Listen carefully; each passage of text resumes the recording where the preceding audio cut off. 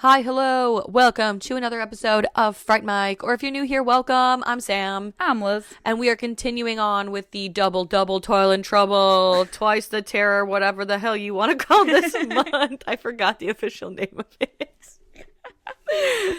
Double team. Oh.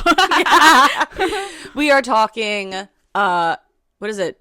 Double terror, double do, I don't know. You We're get double it. dipping. Yeah, you got it. And today, Double trouble. And boy, have we got a double trouble tale for you today. I know I'm excited. I know you're excited. We are talking finally about A Tale of Two Sisters from 2003. Woo! One of my favorite movies of all time. When we were trying to pick movies for this theme, I had to think about if we had already covered this movie, because I know that we've talked about it before. I feel like we've talked about it before, but I was surprised to find that we hadn't. So here we are. I know. Talking about it now. It's one of those movies that I think we throw around every year when we go to make our schedule, and yet we're all like, it's one of never those fits. We need to have the right theme for it. Yeah. And I'm so jazzed. And it's here, baby.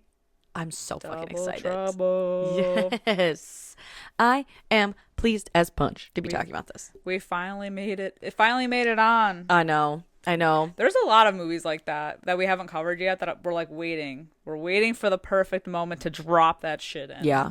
I like years and years ago, if you guys are new listeners to this show, we used to do something called Fright Fight, where we would compare two very similar movies and see which one was better. And when I was writing down ideas, I had once upon a time put this as a fright fight between this and its American version, The Uninvited. And I mean, as I even wrote it down, I was like, I mean, clearly A Tale of Two Sisters is going to win, because The Uninvited doesn't give. It's not giving. It's okay. It's just not this. Right. Like, The Uninvited alone by itself, having never seen A Tale of Two Sisters, is fine. Mm-hmm. I like Emily Browning. I like Ariel Kibble, or however you say her name. Elizabeth Banks is in it. Yeah. I think it's a fine film. Yeah. But when you put it up against the original, the big sister, if you will. The big sister. The big mama, it just does. It's night and day. Because when did The Uninvited come out? Because this is 2003. I'm trying to think, because I think it came out in like 07, 08, because my brother ended up having the poster for it on his bedroom door for the longest time, and we worked at the movie theater for that. Yeah. So it had to 2009. be 2009. Okay, yeah. Yeah. And let me tell you, so this is crazy. Well, you know what? You go first. Because this is not a first time watch for either of us, right? No, but it's been a while since I've seen A Tale of Two Sisters. Do you remember the first time you ever watched? Do you remember the first time you watched it? Honestly, I don't remember most of the first times I've watched anything. Fair enough. I definitely didn't see it in theaters. So I must have just caught it either like on demand or something. Sure. Like maybe on TV. I'm not really sure. How about you? I remember very vividly watching this movie and The Uninvited, because I watched them both with the same person. Okay. And so, like, back to back you watched them? No. Oh, okay. So it was kind of funny. So I had a friend growing up. We're no longer friends, but like, she was like a good friend of mine growing up, and so we would have sleepovers all the time. She was a horror fan. I was a horror fan. We were both into anime, everything, Japan, whatever. And she had somehow found this movie. She had rented it, and we watched it at a sleepover one night. And there are scenes in this movie that, I mean, were so haunting to me. And she had a basement that had no windows and a terrifying crawl space. Oh, God. And especially, the scene where she's like, I saw something under the sink. Yep. The whole night. I just laid awake in That's the dark. That's the scariest part of the movie. Yeah. Fuck. Oh, my God. That and the scene where the person's crawling in and she... Yeah. Fuck. I could not sleep. It's still creepy to this day. Absolutely. I mean, not that it was like that long ago, but it still hits, man. So creepy. Because The Tale of Two Sisters came out in 2003. Yeah. And so we watched this movie at a sleepover. I laid awake all night, terrified. And then we didn't watch it in '03. We must have watched it because we were in junior high. So I was gonna say, I think I watched it in like junior high. Yeah. Like I was a little bit older. I think we probably watched it in '05, maybe, because I graduated junior high and was moving into high school by then. And then, so it was either '05 or '06 when I watched it. But then when The Uninvited came out, I didn't see it in the theater, but her and I had gone to the video store, as you did, and we were having a sleepover, a movie night, whatever. And we rented The Uninvited. And it had been years since we watched A Tale of Two Sisters. And so we're up at night. We both have our bowl of chicken flavored ramen noodles, as we did. And we were watching The Uninvited. And as I'm watching it, I was like, I think I've seen this film before. I think I know the way this. Yeah, I don't know if I like. I think I know where this is going. Yeah. And so then the movie ends, and I turned to my friend and I was like, "That was A Tale of Two Sisters, right?" She's like, "That was 100% A Tale of Two Sisters," and I was like, "Okay, good," because that was crazy. Yeah. And it's just like, it's so funny that I remember so vividly both of them watching it with the same girl in the same house. Like, this is the same fucking movie. It just wasn't as good. I think it's been even longer since I've seen The Uninvited too, because I think I've only seen that one like once. No, that one I will say I do own it. I own it too. Yeah. I just haven't watched it in like a really long time. Yeah, it's not something I think to pop on, because if I'm gonna watch that movie, I'm gonna watch this, A Tale of Two Sisters. Yeah. The Uninvited is something that, like, even though I own it because, physical media and all, and I don't think it's like a terrible film, but like if it's on, if it's like, if it's on streaming or something and I see it, I'm like, oh, fuck it, I'll watch it. Like when I used to live with my grandma to take care of her, and she still paid for like direct TV or whatever. And so sometimes like it'd be on and I'm like, yeah, fuck it, and I'll catch it halfway through. Yeah, like it's not bad. No, it's not bad. Like I obviously I liked it enough to buy it. Yeah. So like I have it. But yeah, it's not it's hard to compare it to this, because this is so genuinely creepy, whereas that one isn't as creepy. And I mean, it's more of the same, to be honest. I mean, there's differences, but yeah, this one definitely takes the cake. Yeah, this one is just so much more of like when the twist is revealed, like the mind fuck, and then like just the weight, like the sadness. It's so That's good. the thing. I don't remember feeling the heaviness as much in The Uninvited as I did for this. Because this one is genuinely like heartbreaking. Yeah. Heartbreaking at the end. And just honestly like how they're treated throughout the movie. Ugh. Yeah. Yeah, it's hard to watch. Totally. Oh man. We're feeling all the feelings. We are. Let's start with the score. Yeah. It's got a 7.1 out of 10 on IMDb. 86% on Rotten Tomatoes. That's Flying about high. right. Mm-hmm. We're good. Yeah. And we start in a hospital where a young girl is shown a picture of her family by a doctor, and basically is like, so let's talk about it. What happened? Let's talk about the events that led you to here, because she's in like a mental institution. And she, so the girl, our main character, I'm gonna fuck up the names, and I apologize because I'm not trying to be a dick. So I'm sorry if they come out crazy, but Sumi is our main character, and she is coming home with her sister Soo Yen, I think, to her dad's house where he lives with his new wife, which is their stepmom, and her name is Unju, and she's a huge bitch. Yeah. She's like the classic like evil stepmom. I think what's interesting about just like the beginning, because we don't know anything really. Yeah. Like off the bat, if you're watching it for the first time, we don't know anything that's going on. But you like already kind of like have an idea, like you kind of see where it's going. Like they're acting like a little and when they're confronted with the stepmom, especially for the first time, she's like, oh, you've been away, like whatever, you can feel the coldness. Yeah. They're not vibing. They're not on the same page. Yeah, like there's like something has happened, and that's like the feeling throughout this whole movie. You have that feeling that something has happened and there's tension. Right. And we don't know what, and we're like kind of discovering it as we go, but we don't know what it is. So like something went down. It's like I don't know, like they already have this established relationship that's already rocky, and we're walking in on it. And it's very interesting too to study the way that each character interacts with the other characters. because the stepmom, even though she's evil and cruel and clearly doesn't like the girls, still acknowledges both of them, where the dad really only calls Sumi by name and only ever acknowledges really Sumi, and doesn't really acknowledge poor Soo-yen, who is like the shyer sister. Yeah, I was gonna say she's a lot more quiet, doesn't really say a whole lot, kind of like hides in Sumi's shadow. And but then but if you're looking at it for the first time, you're like, well, maybe it's because like Sumi's the older sister, so like she's kind of responsible for her, and that's why they're acknowledging her more. Exactly. It's just very interesting. And I really hope that people who are listening have seen this movie before. Spoilers. Because you don't want to spoil it listening to the podcast version of it. Yeah, if you haven't seen it, go watch it and then come back. Yeah, you have to. Like, I'm just so adamant about it. You have to. This is like one of those things. I mean, we spoil every movie, but this is a movie like you wanna see. Yeah. Before listening. For sure. So like it's their first night back. They go and they sit at the dock, the two sisters together. And it's interesting because while they're sitting at the dock, the two of them, you hear the dad call for Sumi, despite the fact that Soo-yen is there. But they both go running. And that night there is a very tense dinner where basically the dad, he eats his food and he just says like, I'm gonna go. Yeah, I'm a bounce.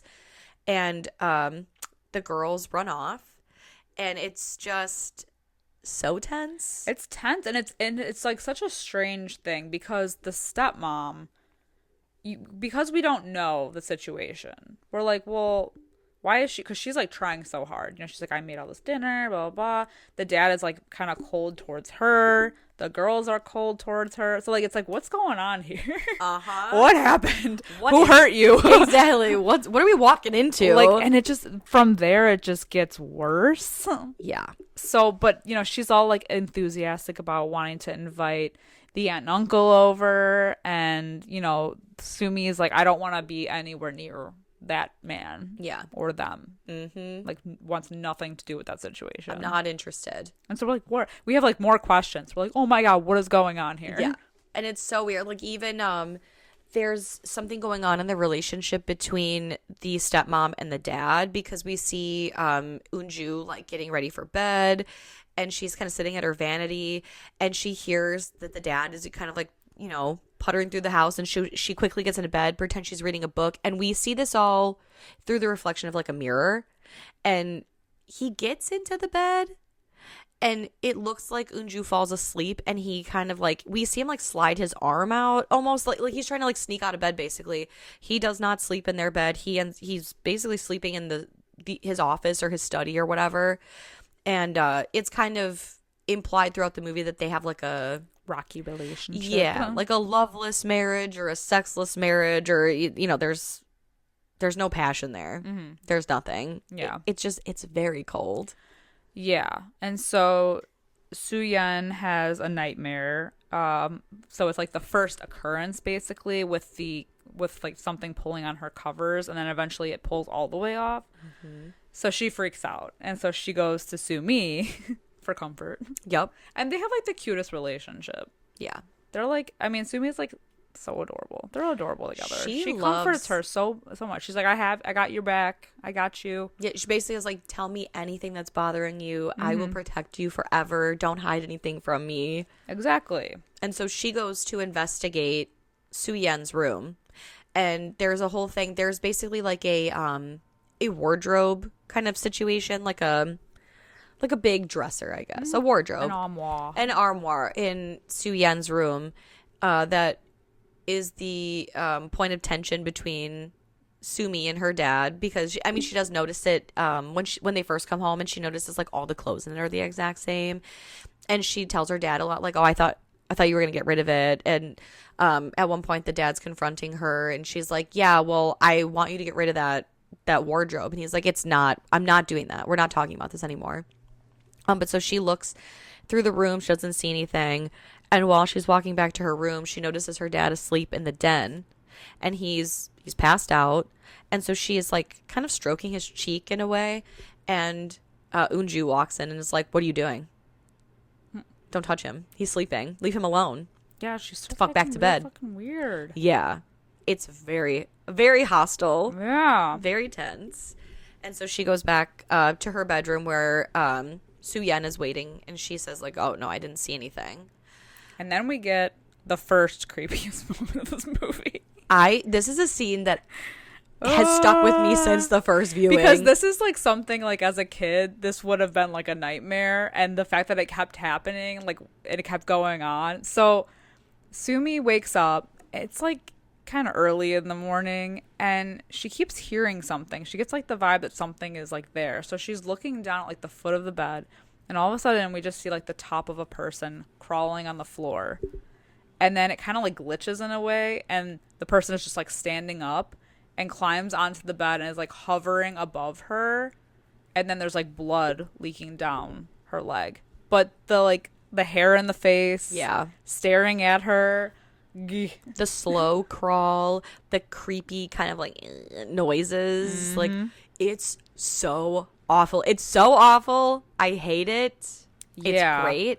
And I think what's funny about this scene too is that like while it's happening, you don't realize that there's something off about the color of the scene until the like long-haired figure lunges at her and she actually wakes up and the color is just so vibrant. Yeah. Like the pillow color and like the sunlight and like it just I don't know, man. Like it's so good. Yeah. But she wakes up and you know, she's drenched in sweat. Yeah. And she realizes that she's got blood on her hand, I think. Yeah. Or something. And so she pulls the sheets back and she realizes that Soo-yeon got her period. So we had a period ghost dream nightmare. And but the weird thing is like when she's going off to sneak into the stepmom's bathroom to like get a pad for her, it's what the stepmom says. Yeah. Where she's like, oh, I have mine too. Like, how did we get it at the same time? Yeah. Interesting that we started our periods on the same day. And then we cut to Sumi in the bathroom, and it's like she has it too. So it's like they're all synced up. It's crazy. Which does happen. Their cycles are syncing, yeah. Which does happen. Did you ever see that movie Fired Up about the men who pretend they're cheerleaders who go to cheer camp? I haven't seen it, but I've heard of it. Man, there's like a scene, so like the one guy's sister's a cheerleader and she's like, wait till their cycles sync up, you'll miss these days, because they're like all cheery together on a bus. It's funny. Yeah. Just take my word for it, guys, it's funny. But anyway, yeah, Sumi and Soo-yeon sit outside and the dad, again, it's a scene where like it must be like a little bit of like a colder day because the dad approaches, again, only speaking to Sumi. And it's like, oh, you should go inside. It's cold. They ask her about how she's feeling a lot. Like, are you feeling okay? Are you, like, unwell in any way? And the dad keeps making mystery calls. Yeah, random phone calls. We don't know who. And she asks him, this is where she asks him to get rid of the wardrobe. And, you know, she's like, you should get rid of the wardrobe in Soo-yeon's room. And he says no. Like, you promised me you wouldn't bring that up. You promised you wouldn't talk about it. And it becomes like basically like a point of tension between the two of them. It's a moot point. She never asked him to like remove it again, but she is growing more and more agitated with her dad as the movie goes on. Yeah. And then she finds the pictures of her mom and her dad, and she realizes that in several of the photos there's like a nurse in the background, like her mom got sick at some point, and the nurse is her current stepmom. So she like kind of puts it all together that something went down. And basically defaces the stepmom in all the photos. Yep. But we don't see her do it. We don't see her do it, but it's like, yeah, right. You know, interesting. And Soo-yeon comes in and they're going through the pictures together and they find like a necklace of their moms, those slippers, you know, whatever. And while they're like doing that, Sumi notices that there's like a handprint on Soo-yeon's arm, as if somebody grabbed her so hard they bruised her, almost like the handprint that Samara leaves behind in like the ring. And she gets pissed. Yeah, and it even looks like there's a cut on another wrist, on the other wrist. And so she is yelling at Soo-yeon, like, who did this to you? And Soo-yeon will not give up the ghost, so to speak. You know, like she won't say, and she's like, why won't you tell me, to the point where Soo-yeon just like basically screams. Yeah. To get her off the, yeah. And like when the dad comes in, he's like, I'm not accepting that any of this is happening. You're going to make yourself sick again. And is just like wants nothing to do with the situation. So we're like, what the fuck is going on here? Exactly. And like Sumi just keeps saying like, the problem is your fucking new wife. Like, why don't you see like what's going on here? The filthy thing you brought here. Yes, exactly. Ugh. And then in like one of the weirdest scenes of this movie, the aunt and uncle come over. And it's so bizarre. So the stepmom is acting erratic. like she's on speed. Like she snorted a whole ass like line of coke. They're at this dinner and she's like the only one talking. And she's like, "Oh, do you remember when we were little?" It's like talking to the uncle because it's her brother. Like, do you remember when we were little? And like it goes on this whole story and it's like going on nonstop, like laughing about something that happened in their childhood. And like no one is saying anything. No one's reacting. There's like no expression anywhere. And he's just like, "No, I don't remember." Enjoy the podcast, like what you hear, and you want to hear more? Well, you're in luck. We have a Patreon. That's right. If you don't know, we talk about new movies on our Patreon. We do monthly rewinds so that way you can find out what we are watching between our main episodes. Sometimes we craft spooky cocktails to match our theme of the month, and watch parties galore. So much fun over there.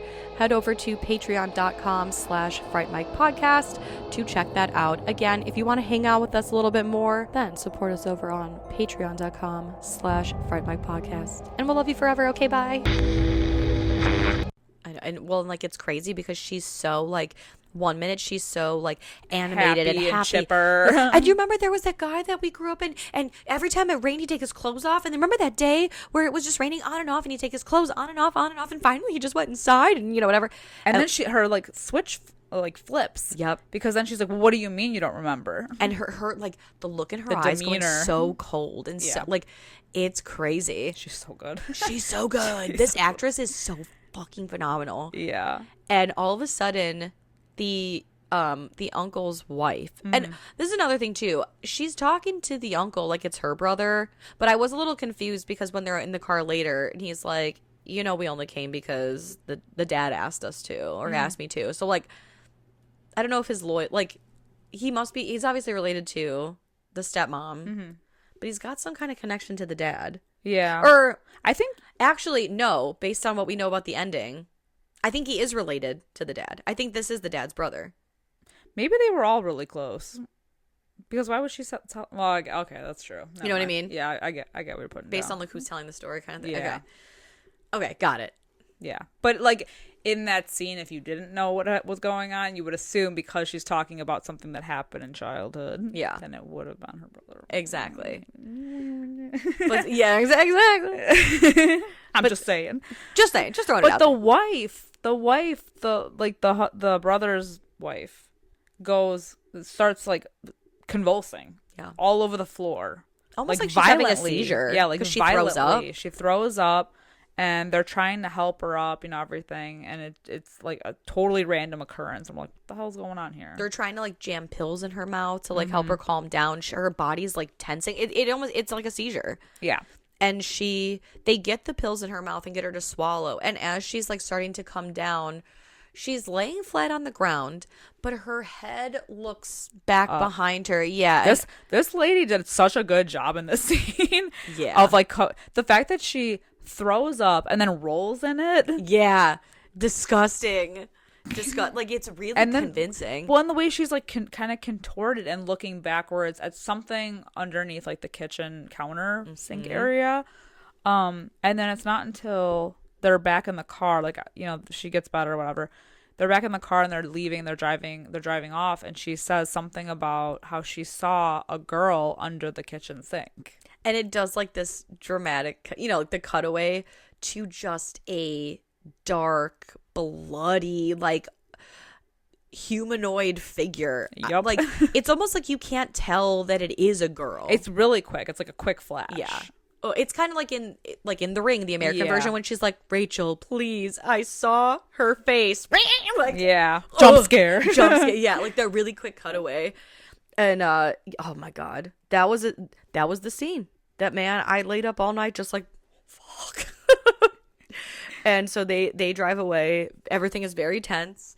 And we cut back to Unju, who is now alone in the kitchen. And she basically like gets a whiff of a vibe, right? And the kitchen cabinet, like under the sink, is open. And so she opens the cabinets, looks, doesn't see anything there. She gets on the ground to look underneath, where we have now seen that there was this girl, and there's nothing there. But there's somebody behind her at the kitchen table. Yuck. It's so yuck. I hate it. And it's so quiet. But it's quiet. Yeah, see, it's quiet, and that's the thing that always gets me. Gives me the heebie-jeebies. When something is not right and it's quiet. There's like no cue. And then eventually she like leans down again, and she comes back up again, and it's the person is standing behind her. Well, there's that hair clip on the ground. Yeah. And she stares at it, and as she goes to grab it, the hand reaches out from underneath the sink, which scares her. And then she stands back up to turn around, and that girl is there to block her path. Hate it. Fuck. Hate it. Hate everything about it. It makes my mouth go dry. I hate it. So, oh God.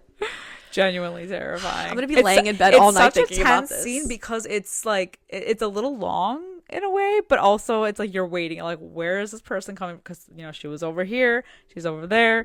Yeah, you're like waiting to see where it's gonna come out from. I know. Well, and then like the worst part is like we see her shocked face at like whoever this person is. Yeah.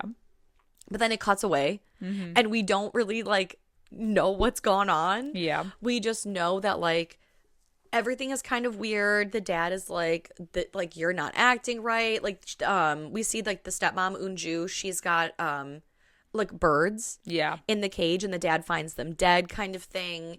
And so like later in the evening, Unju finds the photos that we saw the sisters, with the family earlier.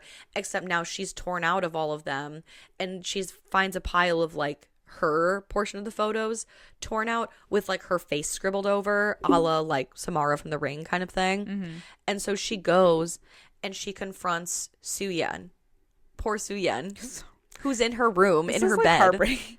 I feel so bad for this little girl. It's so sad. Oh my God, she is pissed, and she just like she rips off her covers, and she finds the dead bird in her bed, and is like demanding that she apologize, and is like harassing this little girl. And because Soo-yeon is like timid, she doesn't want to say anything, but she's like scared. Yeah. My God. And Unju basically gets her out of bed, drags her over to this wardrobe, and shoves her in. This was so hard to watch. Horrible. Like, it's so hard to watch. Child abuse in the worst way. Like, yeah, shoves her in, and the girl is screaming and crying to get out. And we see her, like, clawing her fingernails bloody to try to get out. And the sad thing, it's like she's taunting her. Yeah. She locks her in. She locks her in. Ugh. And then after she calms down, after Soo-yeon stops like screaming and clawing and crying, Unju's standing there, and she says, "If you say that you're sorry, I'll let you out." And Soo-yeon is like, "I'm sorry," and the step was like, "What? I'm sorry, I didn't hear that." Like fucking with her, and so she ends up opening the wardrobe, and still is demanding, like, stop crying. Why are you crying? Just like, say, what are you sorry for? And still locks her back in there. And like you would think, if you don't know about the ending, this is like really loud, all of this shit that's going down. So you're like, why can't anybody else hear this? Like, exactly. Hear this commotion that's happening, because she's screaming to get out of this thing and like banging, like screaming, like it's loud. Yeah. And so it is like very suspicious. And then Sumi confronts the dad about the stepmom, saying like she is tormenting Soo-yeon and she needs to be stopped. And then the dad drops this bomb. What are you talking about? Soo-yeon's dead. And Soo-yeon is literally standing in the frame. Because for whatever reason, Sumi decides, she wakes up because she hears like a thud or something, lets Soo-yeon out of the wardrobe. The dad drops the bomb, and it's like so crazy because Soo-yeon starts to like scream and cry, and Sumi is looking at her, and it like the camera almost has like Soo-yeon only in the frame, and it almost like the frame itself starts to like shake. Yeah. It's like it's so good and so heartbreaking, and like what we're seeing isn't matching what we're being told. So then you're like, with everything fucking crazy going on in this house, is the dad fucking with, like, is this like a gaslighting situation? You didn't hear any of that shit going on. What are you telling me she's dead? Right. What the fuck do you mean? Well, especially because of how the stepmom is acting. And the stepmom is acknowledging her. Right. Like, said, like, From the beginning. From the beginning. She kept saying, you too, and looking at both of them. Yes. Like, oh, Soo-Yen, you went and did this, blah, blah, blah. And like, even how when about she you, confronts Sumi? the dad about, she's like, strange things have been happening since the two girls came home. And he's the one that's like denying everything. Right. So we're like, what the fuck is Like, going on? What the fuck is happening? Oh, God. And so, like, the next morning, we see Eunju dragging a very heavy, very bloody sack through the house, leaving a blood trail and everything, and stops near the door, and it's like beating it, like beating the bag, and it's like, oh no. What the hell's going on? Oh, this ain't good. And so when Sumi wakes up and like it feels like all is quiet on the Western Front, she exits her room. Well, she finds a note, right? She saying, finds the note, and then she finds the door that's nailed shut. yeah, and it's like the note is like, I've gone to market. Be back later. Yeah, Soo-Yen's door is nailed shut. And when she goes down to like see what's going on in the house, she finds that bloody trail and the sack. And she tries to, so she's like, oh my god, she's freaking out. She's like, Soo-Yen. She's trying to open it. She can't get it open. And then she moves it into the closet. And then Because then, there's a fucking kettle on with boiling water. Yep. So she's still trying to frantically get this bag open. And the creepy ass stepmom picks up the kettle and follows her into like that little whatever the other room with the closet, and she's like about to dump this kettle of boiling water on her. yeah, And, terrible. And at this point, again, if you don't know what's going on, you're like, what the hell? Yeah, literally, I can't express this enough. It's so crazy. You're And like, what the hell is going on? Like, who's crazy? Who's like, what is, it's like, what is the real? Right. What is real? and how is she gonna get away with it? Yeah. How is she gonna get away with this? You Yeah. know? And so basically, a fight breaks out between Sumi and her stepmom. And there's like, it looks like it's like a medicine cabinet, obviously, and her head gets smashed into it, which causes an indent, and the fractured glass, and Yeah, like she gets knocked out. yeah, like it's like a knockdown, drag out, like all over the house kind of fight, until Sumi ends up getting knocked out, and we see kind of like glimpses of Eunju dragging her body through the house and all this stuff, and suddenly there's this angel concrete garden statue, and Eunju is standing over Sumi and is like, well, let's end this. Let's fucking do this. Well, she says a bunch of weird, like, vague things. She says, like, what got us to this point? Kind of like, what, like, where did this all start? Because, like, insinuating that, like, maybe they had a better relationship before and it got rocky eventually, kind of. She also says something like, have you ever experienced something or done something so bad that you try to forget, but it just keeps resurfacing and your brain just won't let you forget? And then she says, I told you that you would regret it. And she just keeps saying these things, and we're like, what does that mean? What does that mean? Yep. But yeah, so she says, let's end it.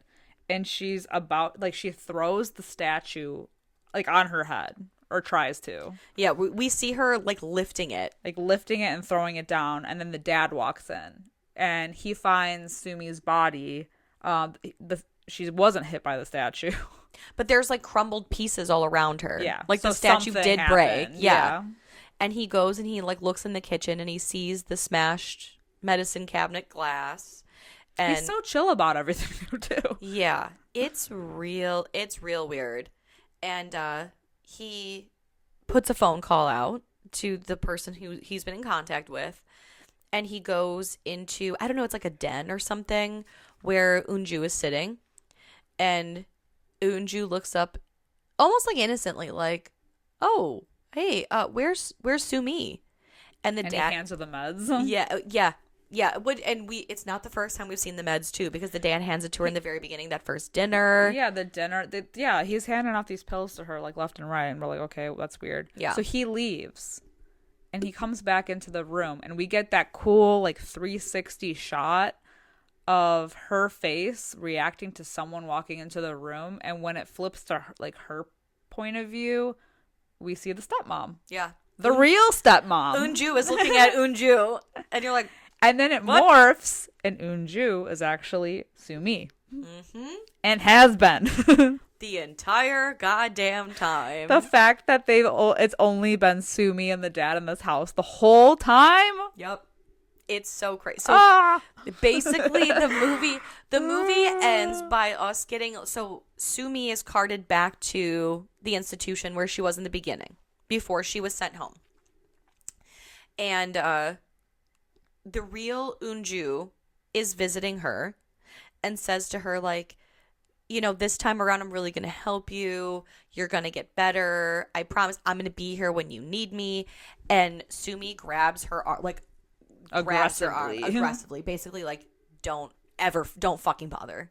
I'm done with you. And so the kind of backstory is that Unju was having like a little bit of an affair with the dad while the mom was sick. And after suffering through Su-Yen's death, Sumi basically became like, it's like split person, or, you know, multiple personalities. Yeah, she suffered from like schizophrenic episodes. Yeah.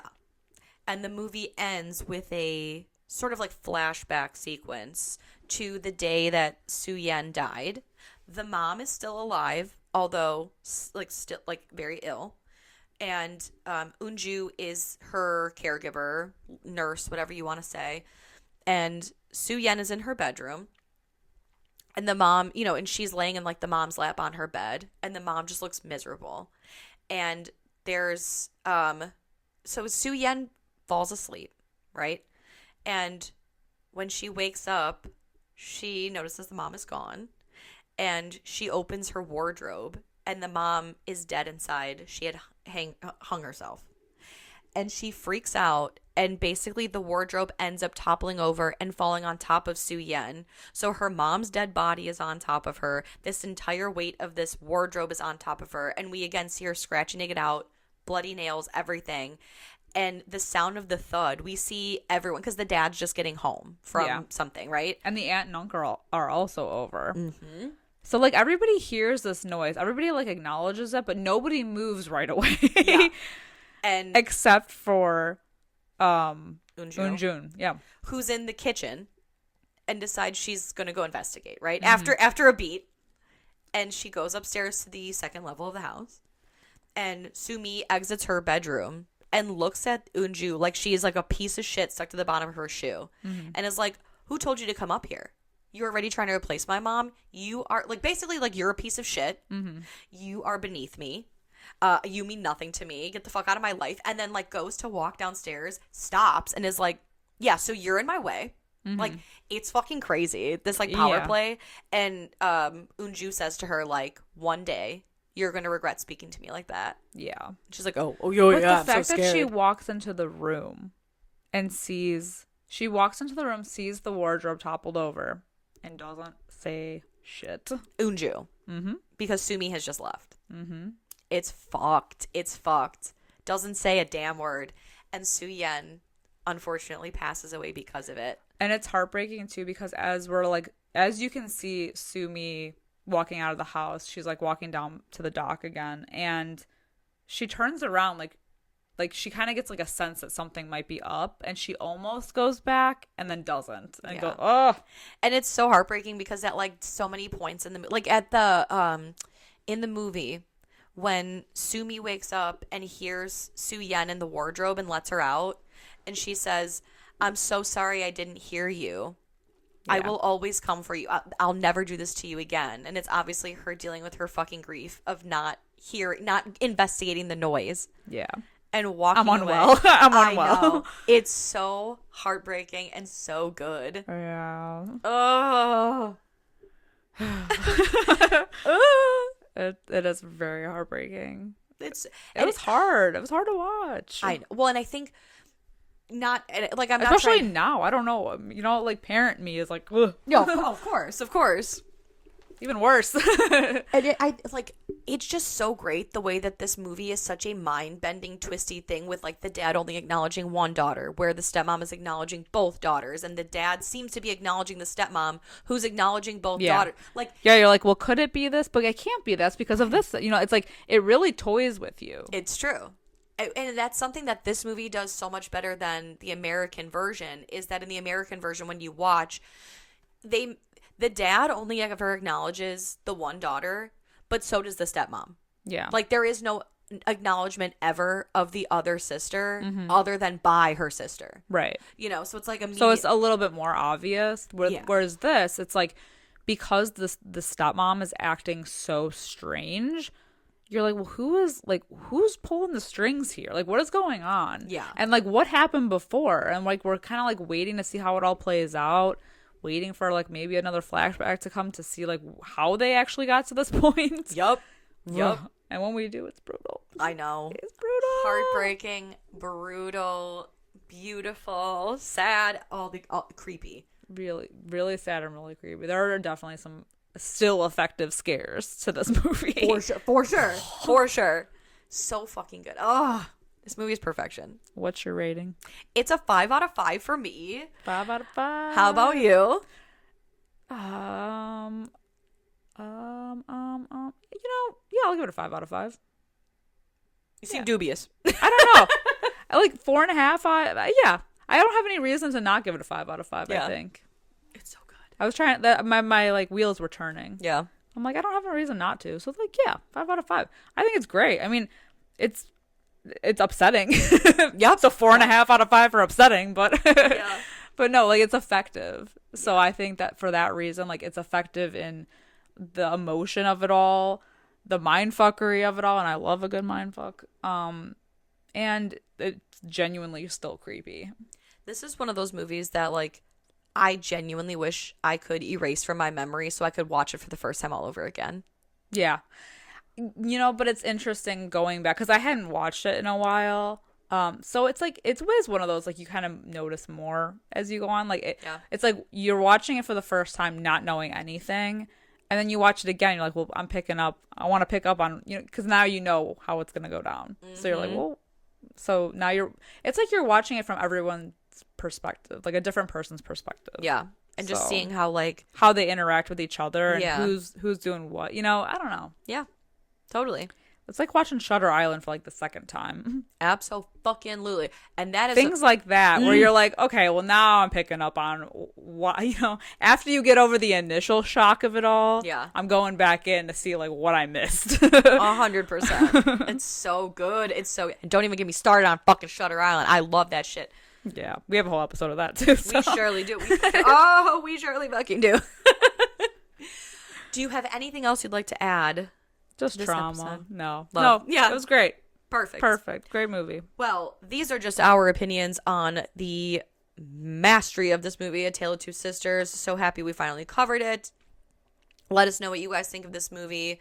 Yeah, hopefully you guys have seen it. Hopefully we didn't spoil it here for you, because it sucks to have this spoiled. It's like any good mindfuck, like Fight Club or, you know, Shutter Island, all of those things.